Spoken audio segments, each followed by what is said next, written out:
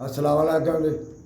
कोई मदद कर दो, कोई मेहरबानी ਤੁਹਾਡੀ ਮੀਆਂ ਤੇ ਕੋਈ ਭਲਾ ਵੇ ਬੱਚਾ ਮਜ਼ਦੂਰ ਹੈਗਾ ਤੇ ਮੈਂ ਕੋਈ ਮਿਹਰਬਾਨੀ ਤੁਹਾਡੀ ਮੀਆਂ 22.5 ਸਾਲ ਦਾ ਹੈਗਾ ਤੇ ਕੋਈ ਖੋਜਰੇ ਨਹੀਂ ਚਲਾਣਾ, ਕੋਈ ਮਦਦ ਕਰ ਦਿਓ, ਕੋਈ ਮਿਹਰਬਾਨੀ ਤੁਹਾਡੀ। ਕਿਸੇ ਟਾਈਮ ਚੱਲਦੀ ਤੇ ਕਿਸੇ ਟਾਈਮ ਨਹੀਂ ਚੱਲਦੀ ਹੈਗੀ, ਕੋਈ ਮਦਦ ਕਰ ਦਿਓਗਾ। एस ज़्यादा देवे कर वाले बिस्मिल्ला रहमता करे कर वाला रहमता करे तेरे तो फजल दे करीम जिथे भी रहमत नजरा दे होवे अल्लाह ताला करम नवाजिया करे, अल्लाह ताला कारोबार में इजाफा करे, अल्लाह ताला मेहरबानी करे, अल्लाह ताला करम वाला रहमता करे करम वाला।